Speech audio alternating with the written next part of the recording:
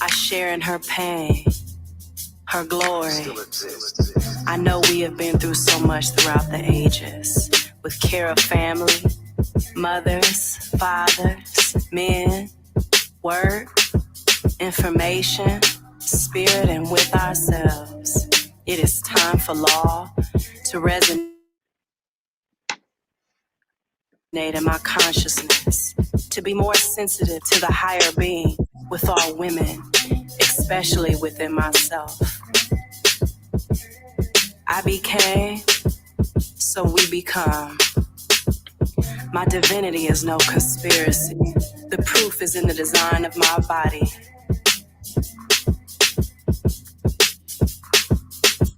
I vow to birth her. I stretch, I break, I split, I bleed, I stretch wide open to birth my true life force.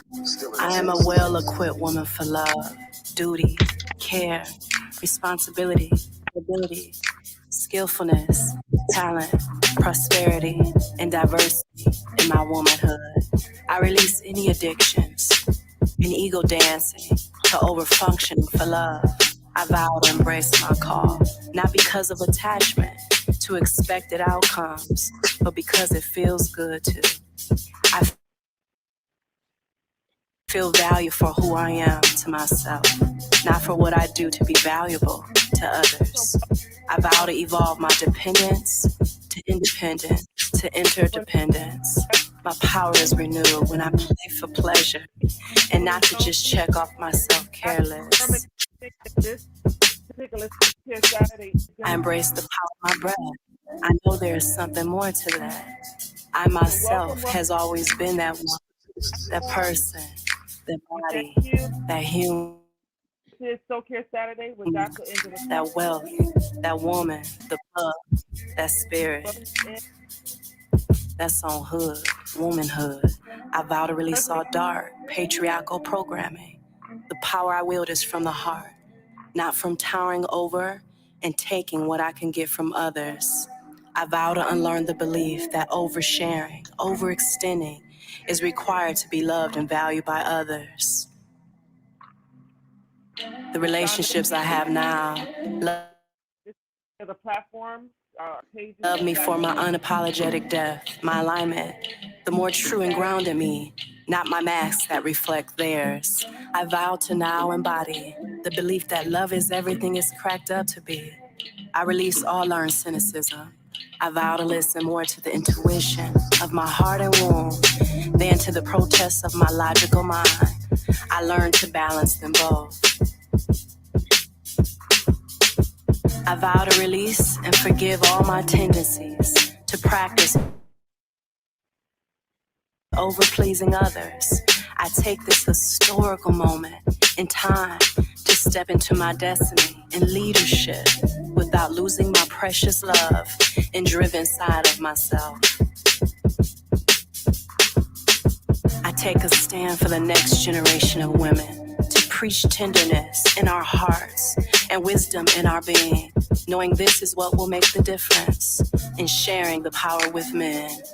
I vow to lean into the unearthing of all that ain't true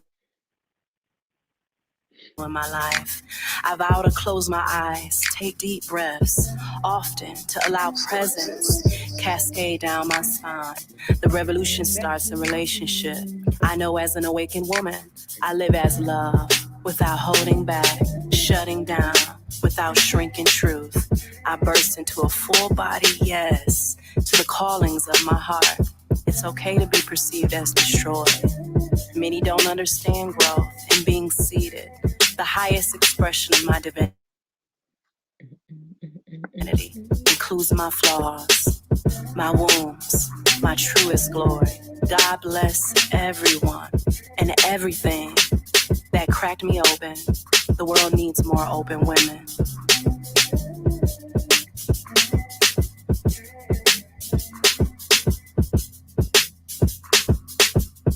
My life is feeling so soft all over. My embodiment as a whole is willingness towards restorative living. I won't prioritize ties my pride around my grind and hustle. I release that trendy mentality, not my style. I take pride in connection, purification of the heart, creativity and favor over my life. I learn to surrender and realize favor ushers me into places where work ethic could never. And what keeps me in those places is worth ethic. My womb appreciates this type of womaning.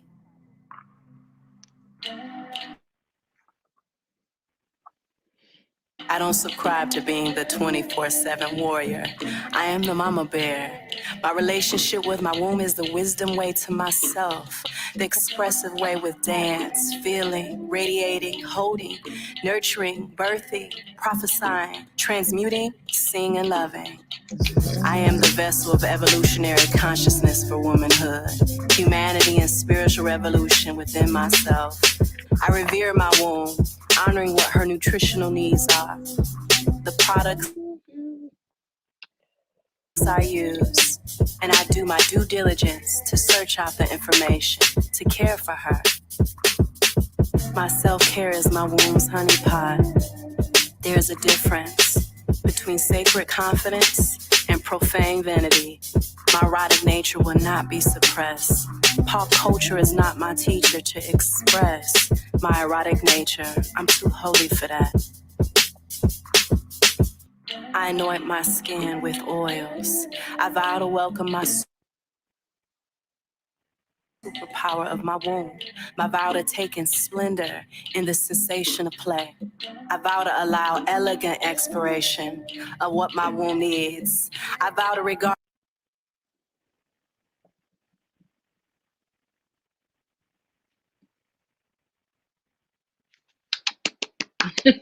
All right, all right, all right.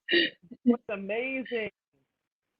That was Tony Jones, of course, again from the affirmations of from for a grown ass woman. That was amazing, and I think that was Yeah, what that was was it the Man good. Manifesto?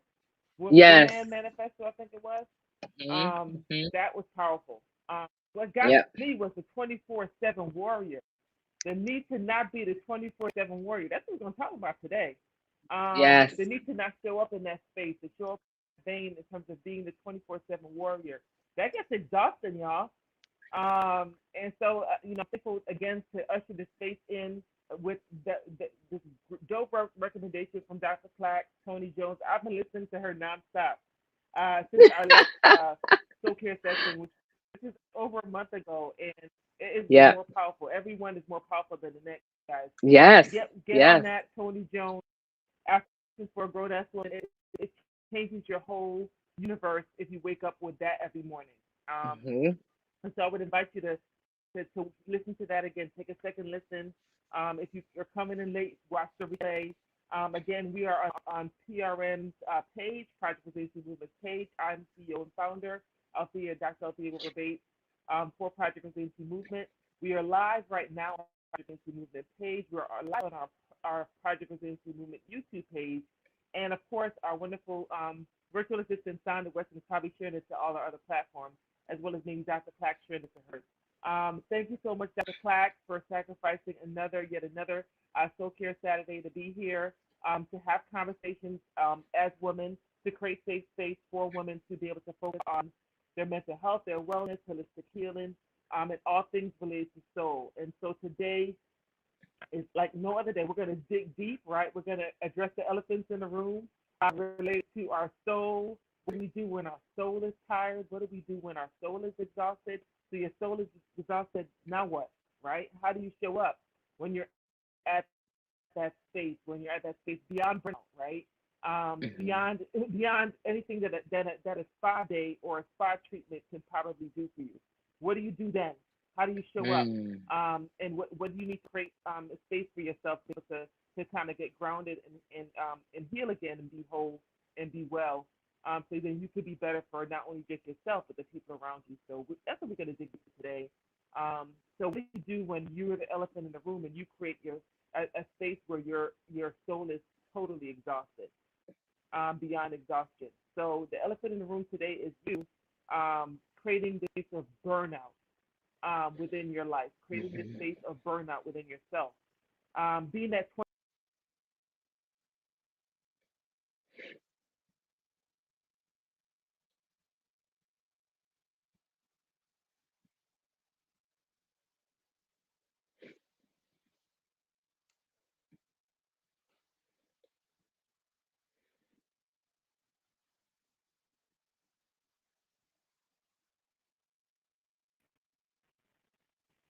I'm back.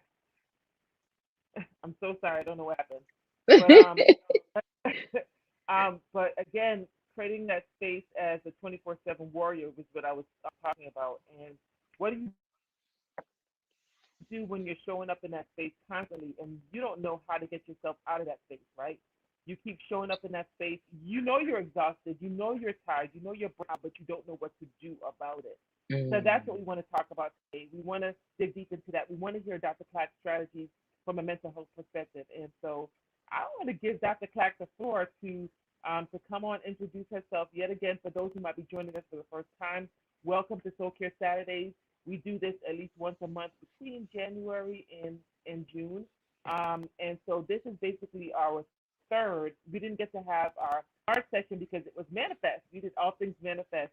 And we took that session to do the event that we had for PRM Manifest, where we dug deep into what we wanted to manifest for this year. And it was amazing. And so we're picking it back up today. And we wanted to kind of dig deep again, concentrating on the soul, but specifically talking about what do we do when our soul is exhausted, and to get deeper into that space. So that's why we're here. We want to welcome you, usher you in to Soul Care Saturday. It's about 9:06. I want to make sure we give all the time that we have. We're going to do a sharp, hard stop at 10 because both of us have commitments. So we wanted to be here and show up for you today. So Dr. Pack, I want to just give you an opportunity to introduce yourself for the folks that might be joining us for the first time. Share a little bit about who you are, your background, and get us started in terms of what do we do when our soul is exhausted from a mental health perspective. So thank you again for the warm welcome. And so for those who are new to who I am, I'm Dr. Angela Clack. I'm a licensed psychotherapist, author, speaker.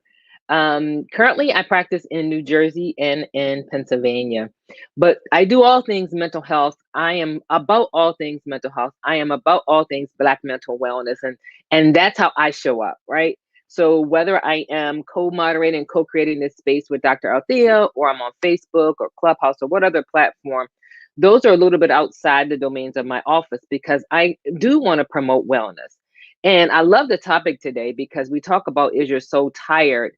And I love the sleep doesn't help when your soul is tired, because we think that when we're exhausted, sometimes we just need to get sleep. That may be true, but we're going to talk about rest today and restorative practice around what that looks like. So we're going to reframe it very differently than what people might think we're going to talk about. And I've been in the mental health field for more than 25 years. So I've been doing the mental health field for a long time. And I am an ever evolving therapist. And I encourage every listener to see themselves as an ever evolving, and then whatever word you want to put behind that. So maybe it's an ever evolving mom, maybe it's an ever evolving entrepreneur, meaning you don't get stagnant, that you look for growth and change, and that showing up for yourself on this show and hearing the information will be part of your journey to ever evolving into that more authentic, better part of yourself. So let me start with this. I want to offer 4 parts today. And then Dr. Althea, just jump in on any part you want, and we'll take it from there. All right, great. So we got 4 and 5 for you guys. Awesome.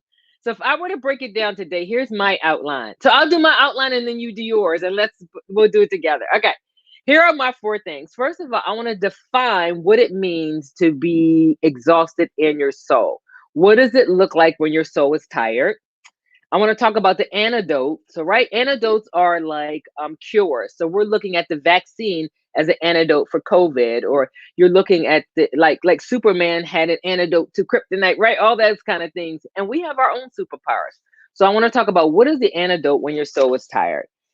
I want to talk about finding our authentic selves, our humanity.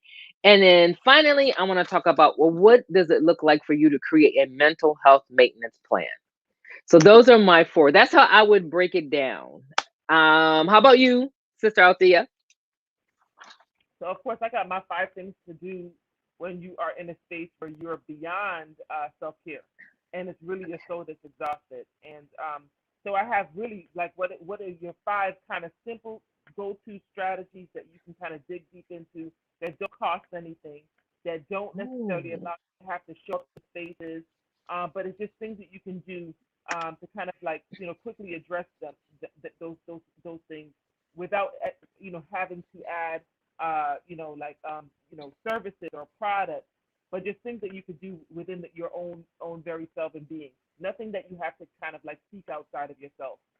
Things that you can kind of do that don't even cost you a thing that you can do without Yes. exhausted. So I wanted to really keep it practical, really keep it inexpensive, Yes. and and of course really make it make sense for you that you can have it Yes. take.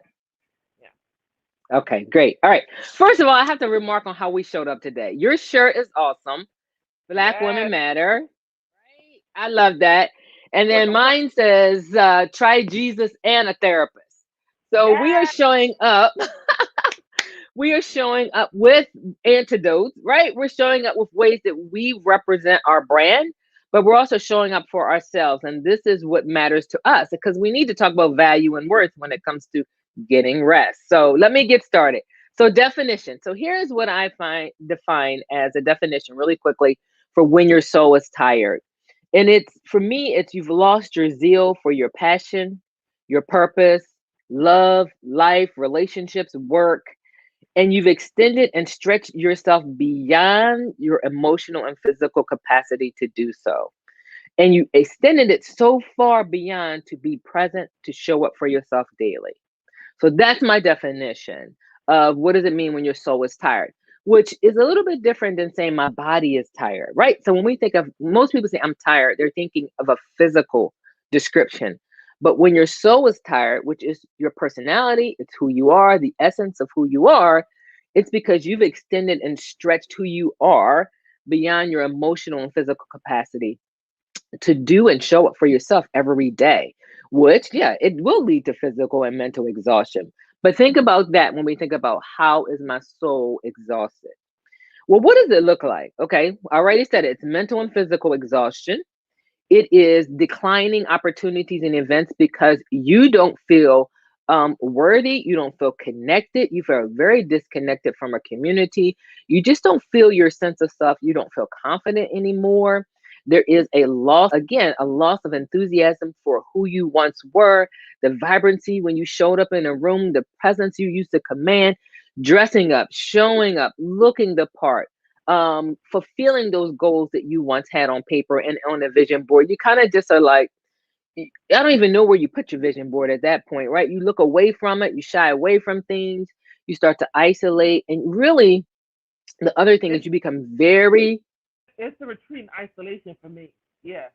good. That's Oh, great. That was yeah. good. So can you say more about that? Because maybe there's people on here too that do that too. Honestly, it's like you're so exhausted that you can't show for yourself. You don't have the energy to show up for anybody else, but you don't even have the energy to to emotionally put yourself in spaces where you are can be authentic and transparent about the reasons why you're burnt out. So it's Yes. I think that's our best explanation in terms of like what Yes. that translates to for me. I like Yeah. that. And it's to the point where I love what you just said because I was going to follow up. It's like you don't have the energy even to text them back or to let them know why you don't show up. It's like, you hold your phone in your hand, you know what you need to do, but you're so exhausted because you don't want to respond to what they're going to say. So you avoid it That part. because you know they're going Yeah. to encourage you. You know they're going to You uplift you. They're going to encourage you. never want to feel encouraged. That's the soul exhaustion for me. Like you don't want to even hear or feel that even the people that might have some positive to deposit because you're not in the space to receive it at all. Period. Point That's blank. it. You don't want to hear it. You know what they're going to say. You know what you should do. You just sometimes want to be in that space. And unfortunately, you can't stay in that too long, right? Because that can get into a pity party. And sometimes, unfortunately, when it comes to mental health, it could spiral you into a depression. So we want to just kind of mention that too for folks who find themselves like, well, I'm not really in that pity party. I'm really depleted. Something's wrong here. Something feels broken. So people in that space really need to engage in some restorative practices. So that's what it looks like. Now let's talk about antidotes. But before I get to the antidotes, because when I say antidotes, I'm going to say problem solving. Do you have anything, Dr. Oti, that would fit in there before I get to that part? So, one of the things that I have on my list of 5 things to do for the 24/7 warrior, I love that. I'm not letting go from Tony Jones earlier. Mm-hmm. The first thing I have on my list of 5 is move.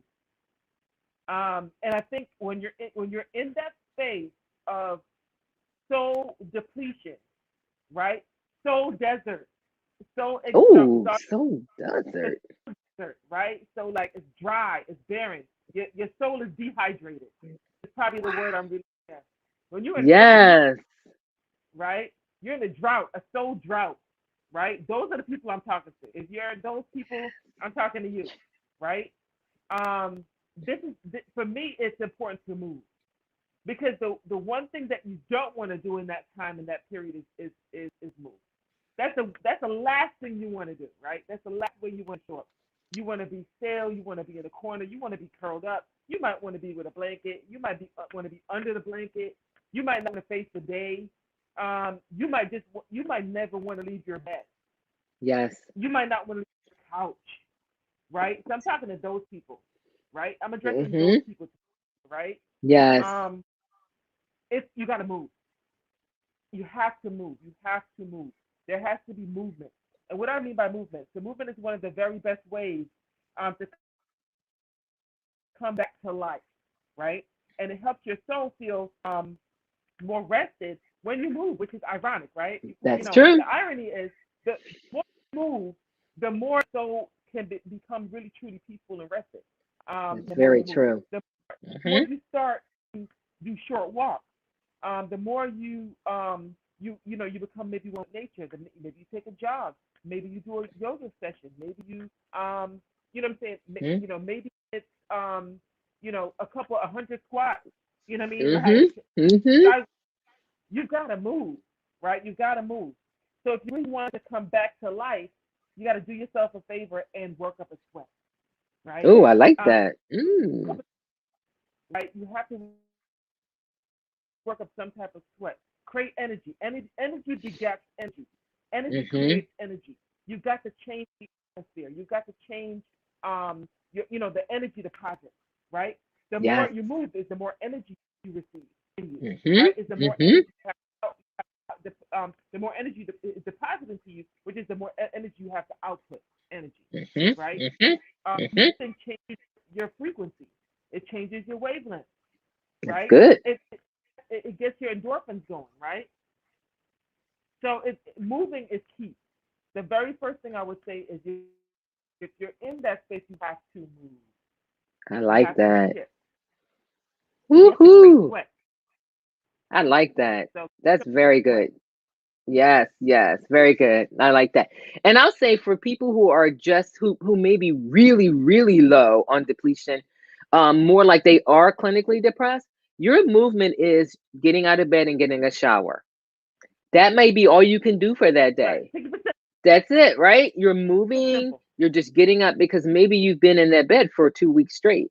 So for you, it may be just putting your feet on the floor, feeling the floor, grounding yourself on the floor again, feeling yourself back in your body, getting in the shower, feeling the water, allow that to reverberate the parts of your body that have been dormant and sleeping and disconnected. And then maybe you'll come back to the bed, but maybe the next day you'll go from the bed to the shower to the coffee maker. And then you may go from the bed to the shower to the coffee maker to the mailbox. Just give yourself a place to start because you are absolutely right, Dr. Athena. When I work with my clients who are really struggling with depression, I say you have got to do something every day to move your body at least 20 minutes. If you can do that, we're on a good start because that definite mind-body connection is so important. So I love that. I love your frame of the soul desert, the dry, barren, depleted place because emotionally and mentally, I think that's where women are Because one of the things about a lack of sleep and rest is that you lose clarity and you lose focus.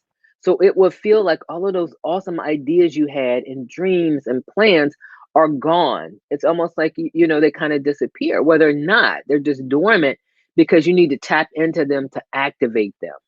And you and I know about activation because we both have worked with Lucinda around activation. So we know that that is a true, real thing that gets manifested once you tap into that. And guess what? So go What ahead. I, what I, Going back to what I was saying is, if you tap into good energy, you have to shift. It's almost like you're gonna, like if you tap into like really, really, really um upbeat, lively energy. Sometimes when we're in a soul desert and a soul hydration, we don't want to be around that type of energy because we That's know it's right. gonna force us to move, right? So You can't that's why, help it. right? That's why we stay in the isolation.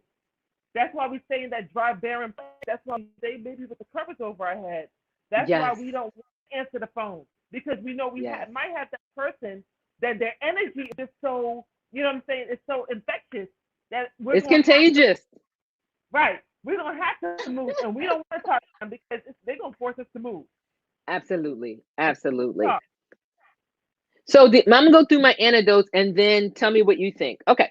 So some of the anecdotes, one of the things I definitely think that on the other end of this is self-compassion. I think part of what we struggle with as women is beating ourselves up when we don't meet expectations of perfection. So I was supposed to lose 20 pounds and I only lost 18. I was supposed to show up for 10 projects because I committed to them, but I only showed up for maybe 14.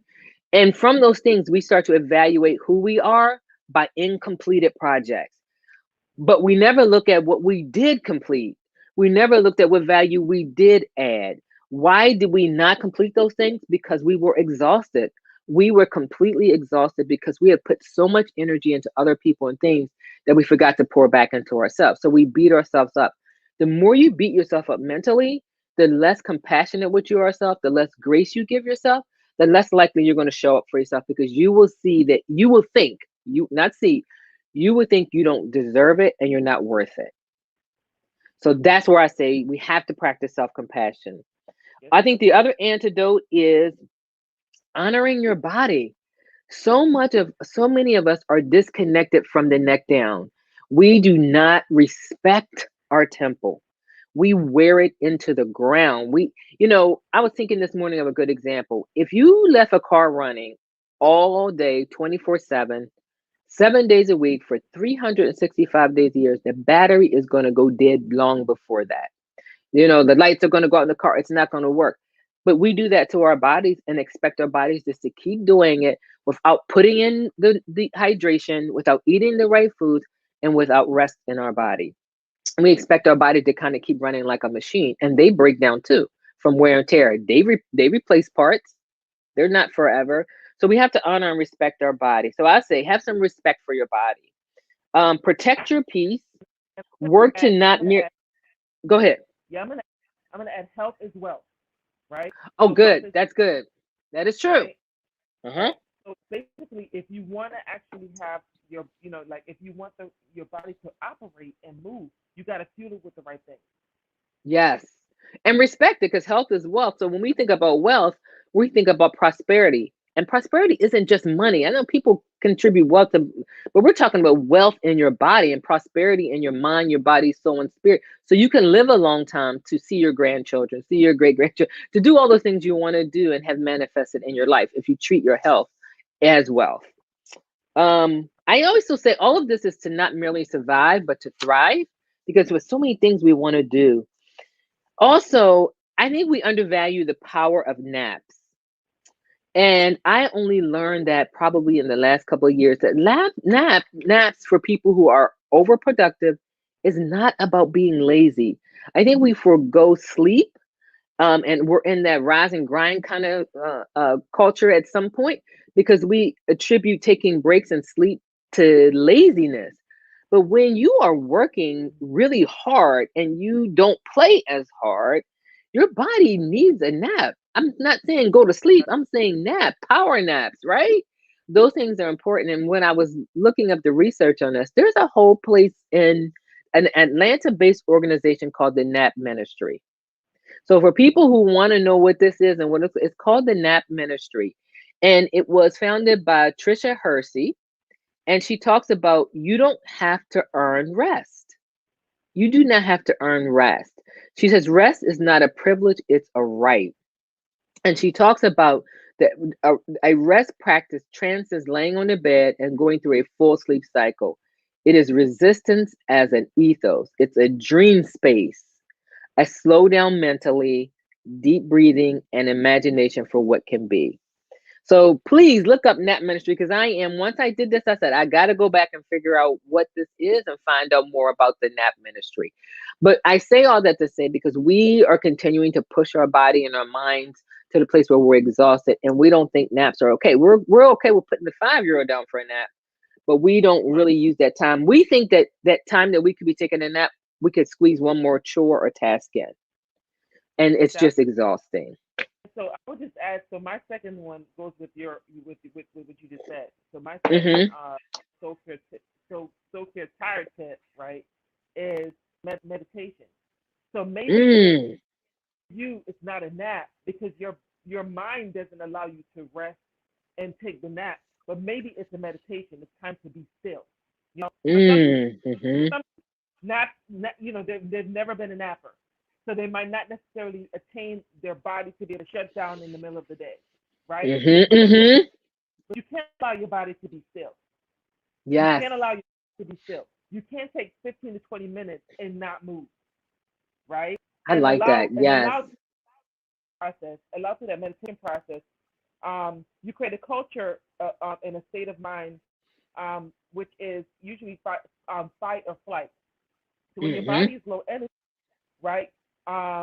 Your center drains, right? And you have when you're operating on a low frequency, right? You've got to bring yourself back to be able to replenish yourself, so you can kind of vibrate on a higher frequency. And one of the ways you do that, if it's not nap, it's getting your body. It's almost like recalibration and resetting your body. That's what nap does. But meditation also operates in the same way. Yes, it does. Because it's being still. It's just stilling yourself. It's being still. It's being still. And so if you're not a napper, if your body can't shut down, you can allow your body to be still in moments. That's true. And just be still. And what I mean by that is you might be still and listen to music, and you might be still and just be all right with nature and just hear all the different forms of nature, the birds, the trees whistling. You know what I mean? Like just the sound. And so just be still and allow yourself to be one with what's around you. And I guarantee every time I'm still, God downloads something in me. Yes. Every time I'm still, there's something that perspective that I gain that I wouldn't have gained if I wasn't stilling my body. That's right. Stilling my mind. So it's so important stillness. And I agree so much. Oh my gosh, that is so good. And people don't have to look at meditation as sitting for 20 minutes. Just like you said, it could be 10 minutes. You can get so much in 10 minutes if you just rest your body for 10 minutes. And then you can work your way up to longer meditations. You can work your way up to mindfulness meditations, which is like walking meditations. Like you can get creative with this. You don't have to be like we traditionally thought of meditation. And I encourage us to go ahead. In find your spot is what I would say. Find your spot that's your spot to meditate. It's only yours. Your sweet spot. Your sweet spot to meditate. The spot that you go to, your spot might be in your house and working from home. It might be outside your house in your backyard. It might be on a nature walk or hiking near your might house. be in your car. Might be in your car. Right? Wherever it is, where's your go-to spot? Where is your Zen spot? It doesn't have to be anything complicated. Just find your spot so that your spot that you go to, that's your Zen space, right? That's your space you go to be centered, be grounded. Okay. All right. And my point about the rest one is I think that if people reframe rest as a luxury, because we really put value in things that are a luxury, like taking vacations could be a luxury, or buying, high-end jewelry or something. We put value on those things. And rest may not have a monetary value, but it will have a mental and emotional. So make it a luxury. Like you look forward to that. You put it in your schedule, and it's a high priority because that's what we do when we think of luxurious lifestyle. Listen, listen to what the concept that you just said. Rest, rest, rest does affect your bottom line. So it is, Mm, if you think about it that way, the that's lack of rest, true. the lack of peace, the lack of caring for your soul does affect your bottom line. If you don't produce, you can't perform at peak performance, right? And you can't produce if you don't have moments of really finding good rest, right? Okay, So so if you look at it from that perspective, it does affect, and that's your good. it does affect Okay, your wealth. okay, all righty. Now, Dr. Althea, they want you to turn your volume up. Okay. And while you're doing that, I'm going to go to my next one so that gives you a moment to recalibrate. Um, Giving myself permission to make me a priority is my other antidote.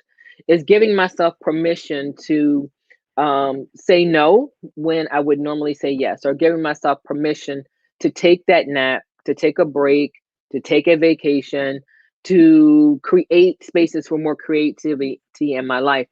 Giving myself permission means often we are so connected to spending time and doing things for other people that we almost have to give ourselves permission. It's like going to a doctor and saying, I really want to do these things for myself, but I'm afraid that if I take time away from myself, that people will be mad at me or people will think I'm selfish or whatever. And it's almost like the doctor says, well, I'm going to give you a prescription that says, take care of yourself. Because if I give it to you, you'll do it. But the thing of it is we have to reframe that and do that for ourselves. Write your own prescription today around the things that you want to do that will contribute to your wellness and restorative practices for rest. So, on that is going to include maybe meditation, maybe taking a walk, maybe reconnecting with my sister circle, maybe reconnecting with nature. Maybe it's eating better or telling myself I'll drink at least 2 glasses of water today and work my way up to 8 glasses. You sometimes need permission from other people because we'll take it from experts, but we won't give it to ourselves. And so I say today, write your own prescription and give yourself permission to make yourself a priority. Yeah, because my thing is like nobody else is going to give you room or permission, so you got to take it. Hmm. Hmm. Only you know when your soul really needs it. You know what I mean? Like, so you got to be the identifier of that, and actually not wait till you are depleted to give yourself that prescription is what I would say. Wait Yes. till you're fully depleted to give yourself that prescription. Give yourself the diagnosis, and right, and the prescription before you get to that space. While you Hmm. have, Hmm. replenish, replenish while you have it. Don't wait till you're Hmm. exhausted or depleted to replenish. Is what I would say. Absolutely. I like Lorraine's comment about hashtag self care, self love. Yeah, Absolutely, absolutely. that's what this is So, about. so what I would have to add to that, my third, just suggestion or point would be deep breathing, right? So Ooh, yes. learning, like just deep breathing. So understanding the importance of breathing and breath, taking a few moments of your day is one of the most powerful things you can actually do to reignite your inner fire and find some lasting deep peace. Is learning your breath and breathing, right? Learning how Yes. to breathe, right? So by breathing deeply, you regulate your what is called your parasympathetic nervous Yep. system, Yep. right? Your breaking, um, your breathing slowers, your heart rate drops, and your blood pressure lowers, right? And in other words, your body finds a state of calm, right? Yes. Healing. And so when you're at a state of burnout, your breathing has to be an essential area that you focus on. It has to be super critical that you focus on your breathing and how you take breath. What type of breath are you taking in? Yes. Um, like when your soul is exhausted, like how, like finding moments to breathe, learn your breath, learn how your breathing pattern is huge, Hmm. right? and regulating your breathing, right? Regulating Mhm. your breathing, especially in spaces where your soul is exhausted, because it brings about calm, it brings about um, peace, it makes you less anxious, you know, less nervous. In those Yes. spaces, breathing, learning your breath, not only breathing, but learning how you breathe is super, Yes.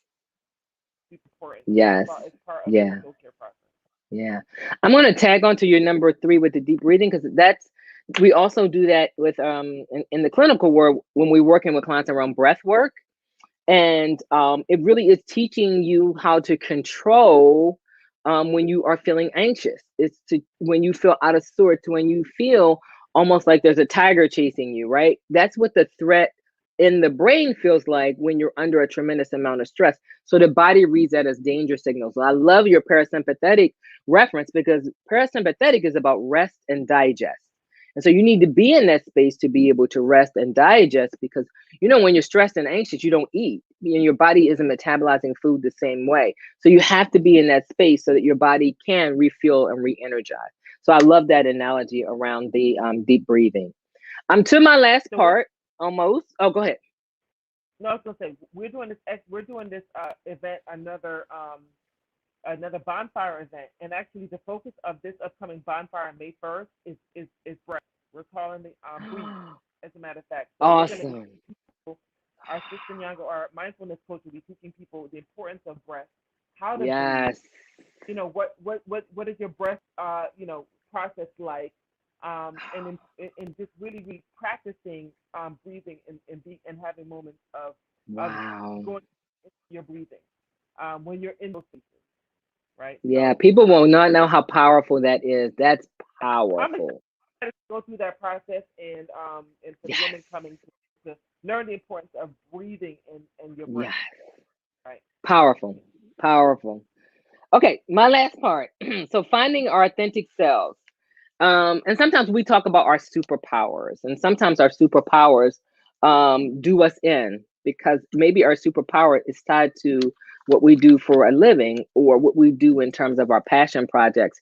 And we get so overly enmeshed in that we also forget to rest, because particularly if you're helpers and healers and people who support those people, we are still pouring out, pouring out, pouring out, and not doing enough pouring in. So here's how we find our authentic selves. And this is all tied into rest and relaxation and restorative practice to kind of rebuild, re energize, and refuel.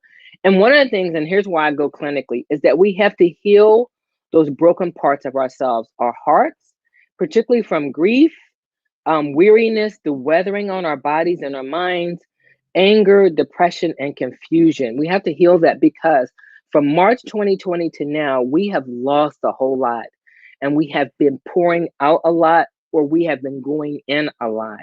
And it's taken a lot from us. And we are just now in many parts of the world coming through that. And so for the whole last year, we had to figure out, gosh, where do I show back up into this world? Because I've been secluded, right? Most of us have been not sequestered, secluded and sheltering in. And so it's like, okay, a lot has happened in my life. I've lost people due to the pandemic, or a lot of things that I would have been connected to with either opportunities, women's conferences, ministry events. Those things used to pour into me. They were Outlet, canceled. yeah. Our outlets, those things were canceled. And so for many of it, we have to massage our heart. It's like kind of bringing our heart space back to life, so to speak. Um, Affirm our self-worth in a world that can hate us.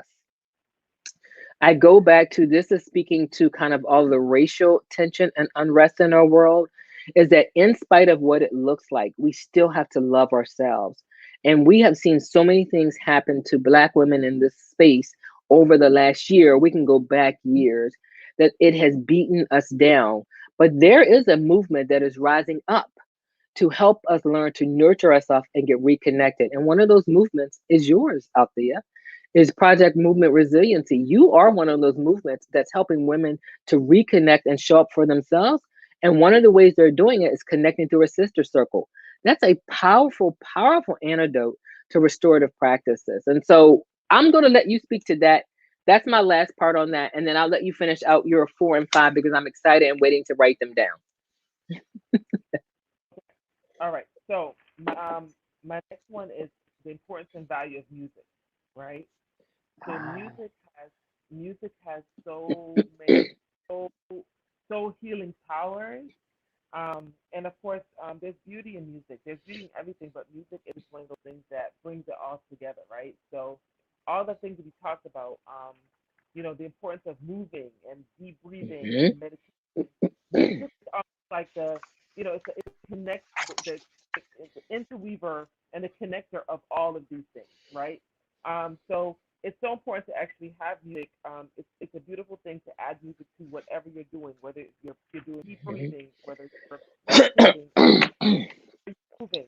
Um, One of the fundamental ways that you can do that and to keep yourself kind of going is music. Music can offer rest, depending on what type of music it is.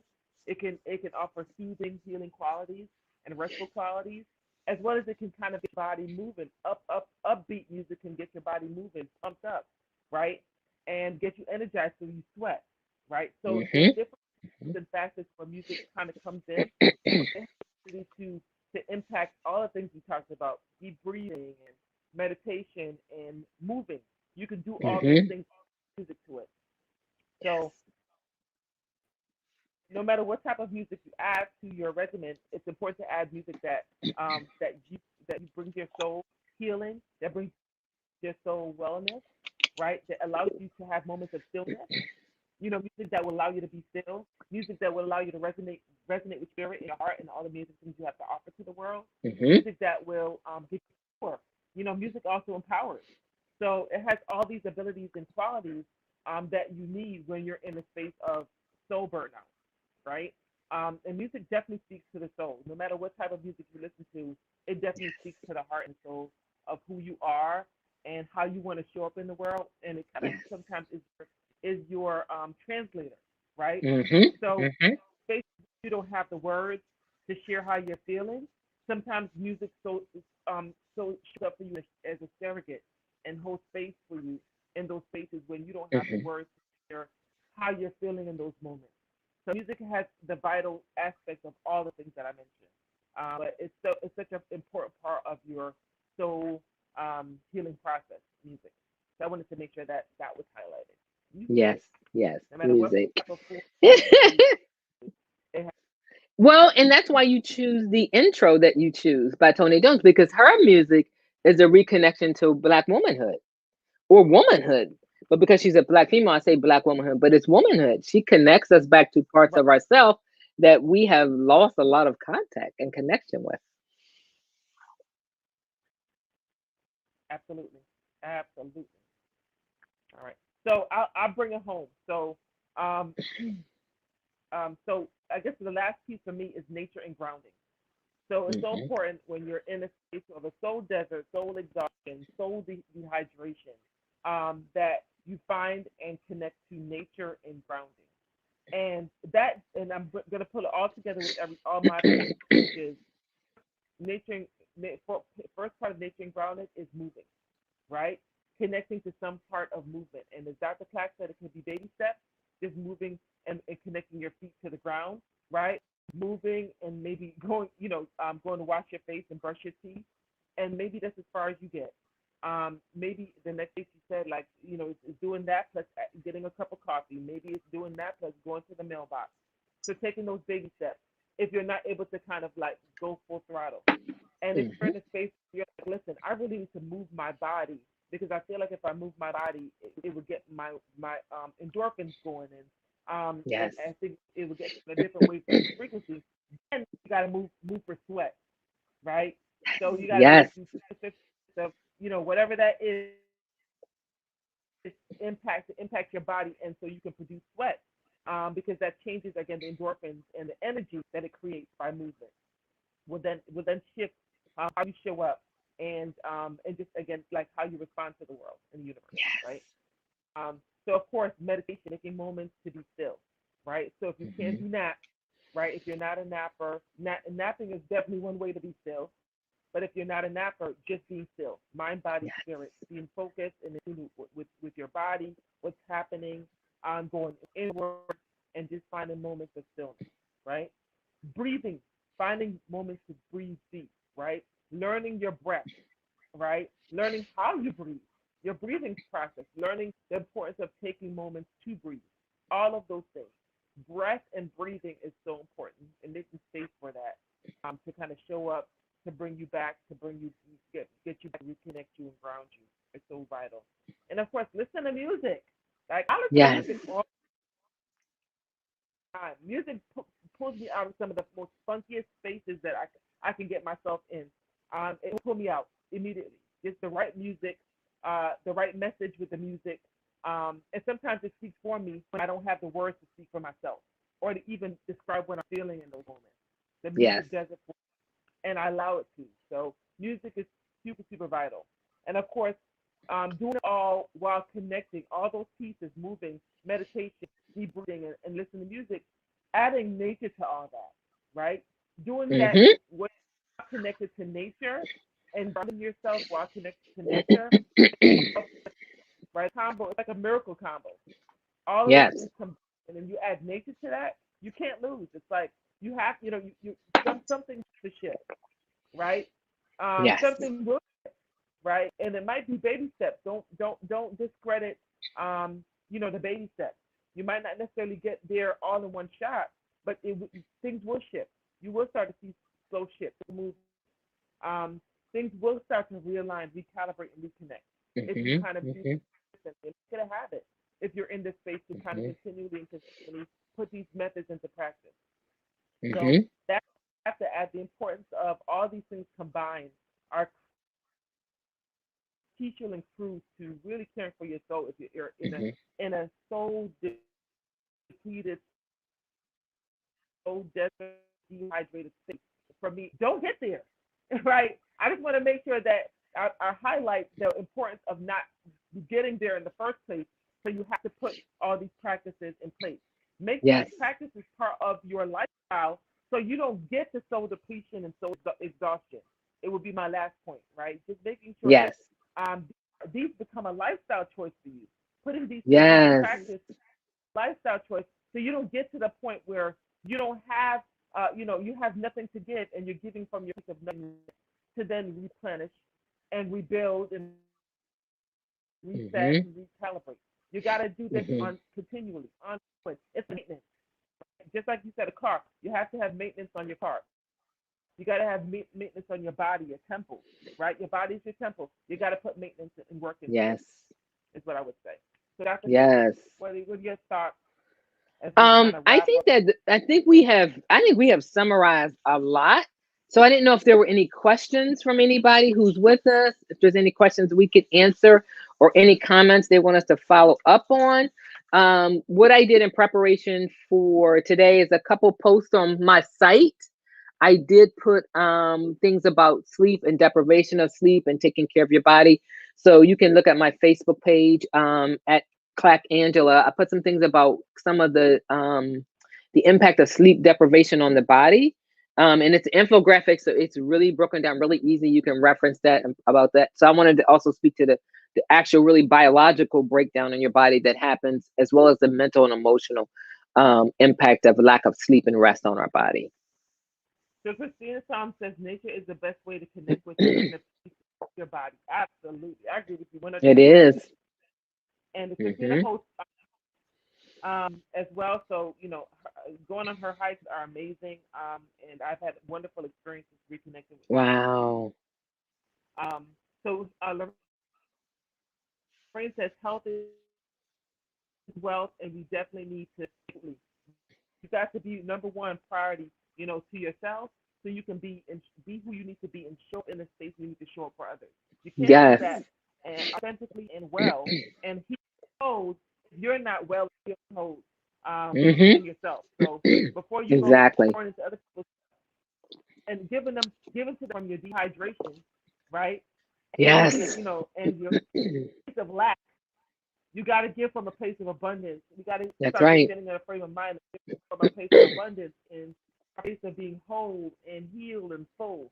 instead of our place of dehydration and lack, Hmm. right? That we're not Hmm. doing anybody a service if we're giving from those spaces. Exactly. Exactly.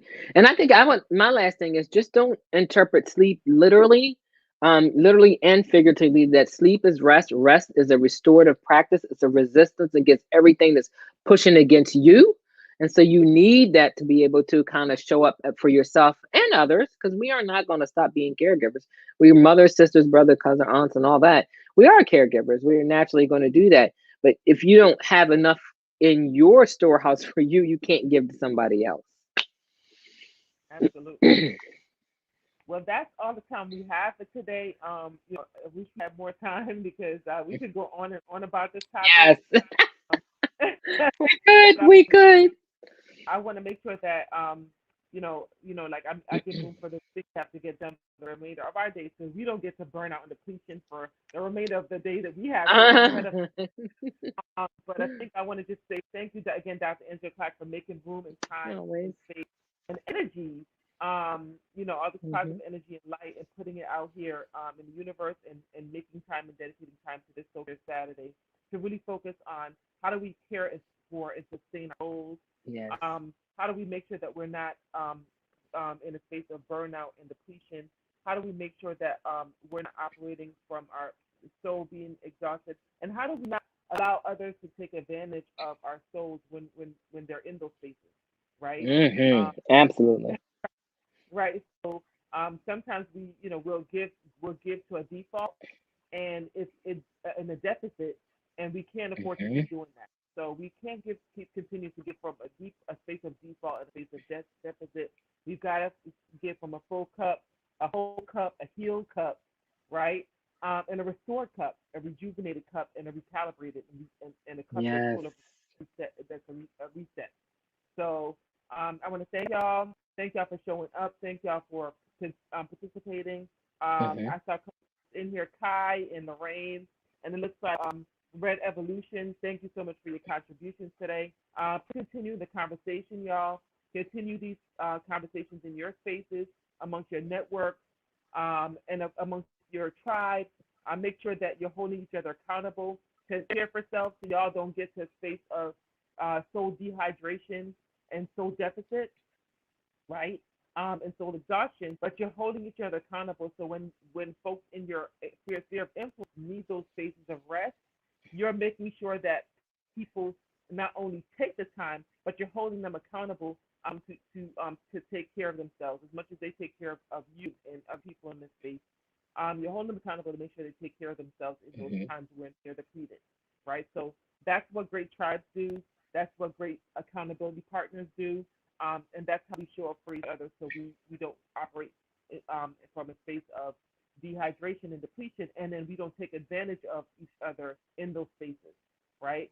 So again, check on your strong friends, right? Sometimes your strong friends are in those spaces where their soul Hmm. is exhausted and they're depleted. But again, make sure that you're holding them accountable and let them know it's okay to actually step back, take time, focus on self, and make room for them, just like they're making room for everybody else and everything in their lives. Okay. So again, Black Women Matter, Yes. right? And what did your shirt say, Doctor? Try Jesus and a therapist. Boom. And that's how we're gonna end.